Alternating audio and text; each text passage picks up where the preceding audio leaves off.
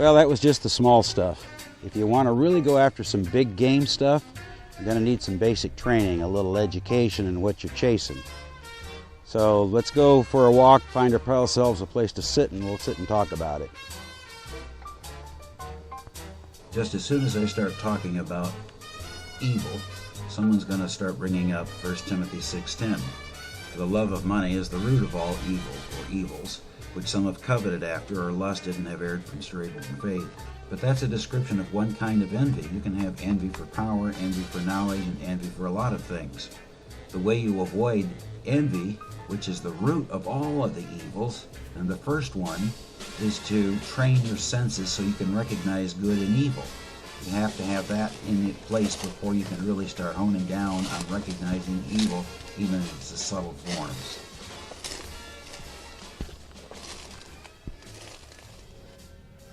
A little bit of basic training is in order. If you're going to go after some seriously big game evil, you have to start back in the Garden of Eden. That's where it started. Now, to give you a little bit of the contrast of the good and the evil, in John 10:10, Jesus Christ said, "The thief only comes but to steal, kill, and destroy, but he came that we all might have life." Well, that's exactly what happened in the Garden of Eden, where evil starts. Now, you remember Garden of Eden. It's actually somewhere, in eastern Iraq. The archaeologists think they kind of know where it is, but the Bible defines it in terms of rivers, which means it actually has a location and it has borders, sort of. You could call that the nation of Eden. And the nation of Eden actually had a constitution of sorts. It had a rule.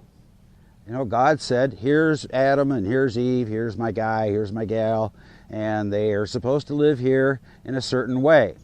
So he told them to eat freely of every tree of the garden.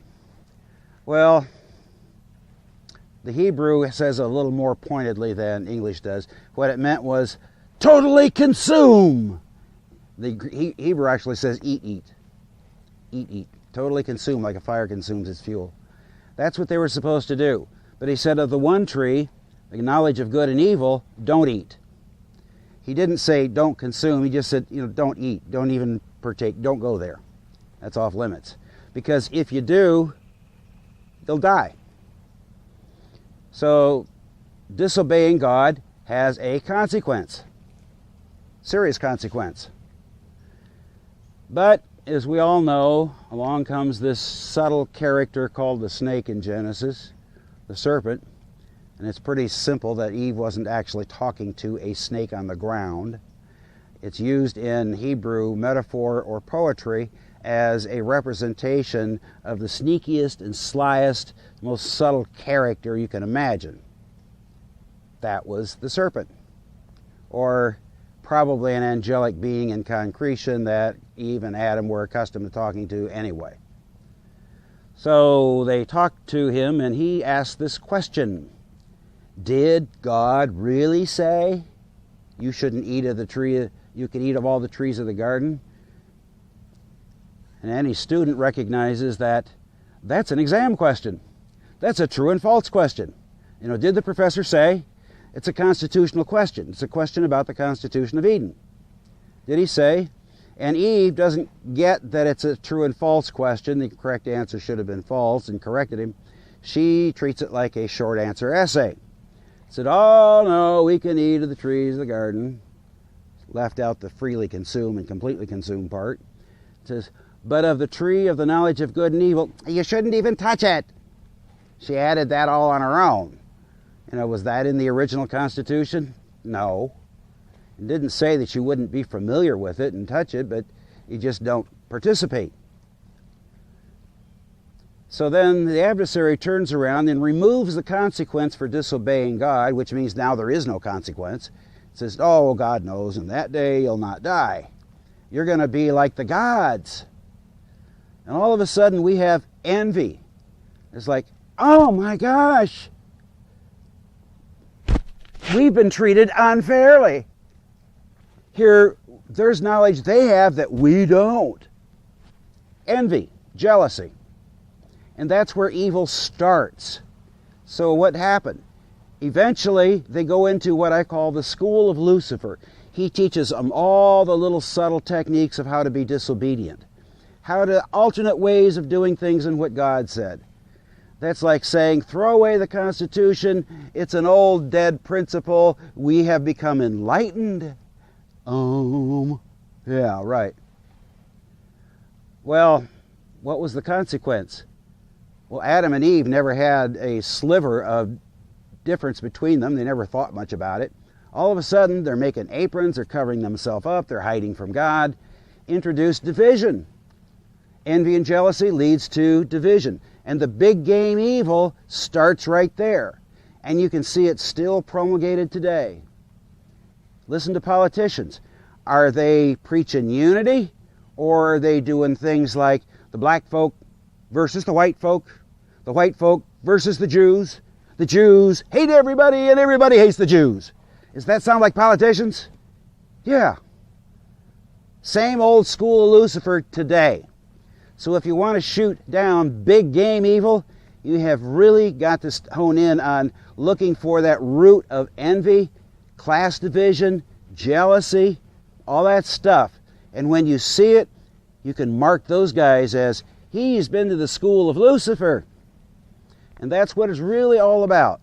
The fundamentals of evil for everyone.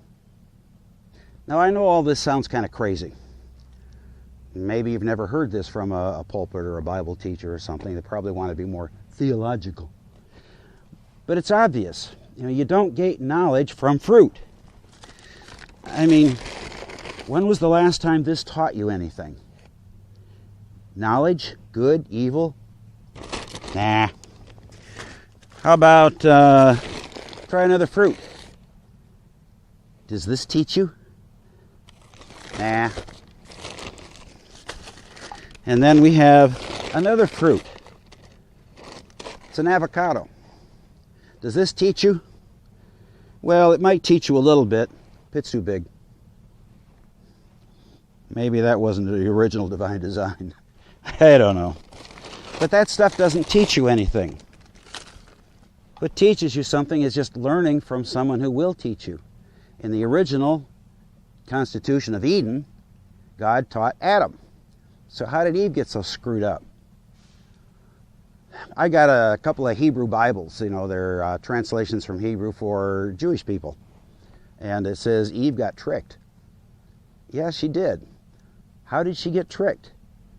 Because she wasn't well schooled in the Constitution of Eden. Whose fault is that? Who's the other character? Who got the original Constitution? Adam did. So Eve got tricked, and Adam's standing there with and did nothing. So how did Eve get tricked?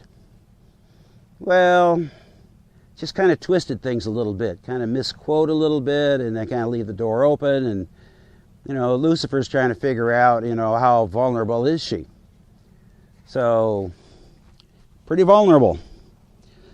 So let's go through some of the errors. What's gone wrong?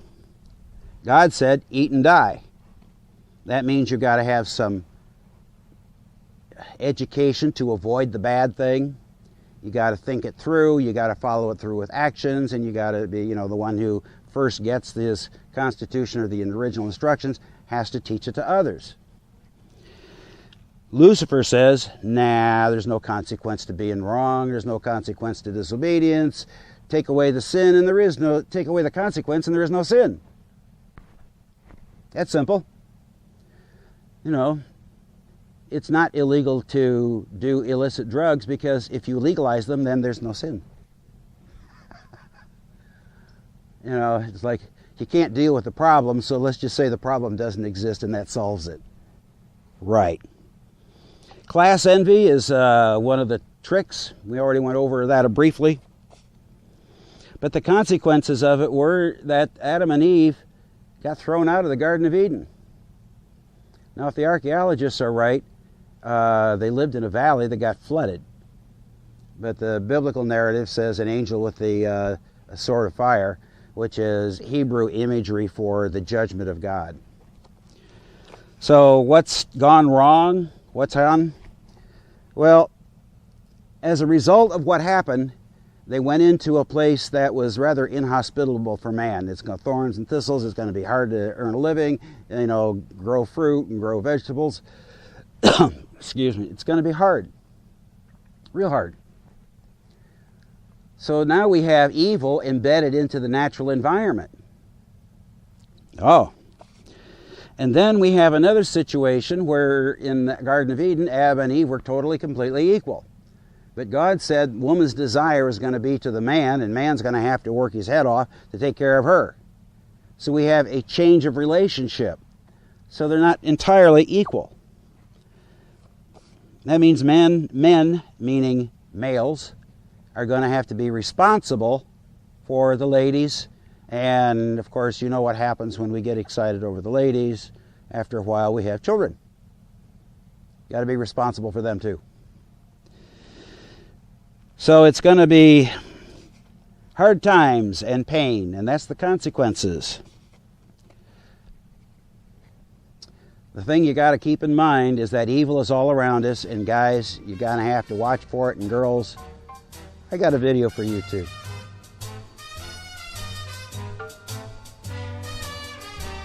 Okay, where are those pesky evil things? I'm going to go get them right now.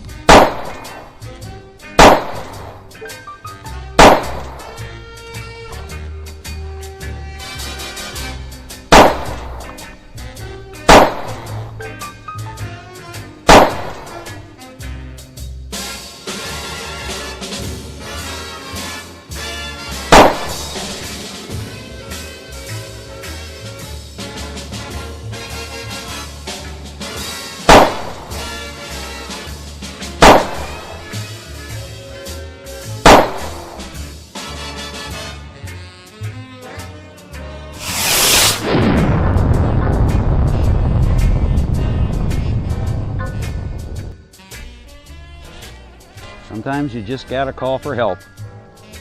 No shame, no problem, as long as you get the job done. Now it's your turn. Go fight some big game evil.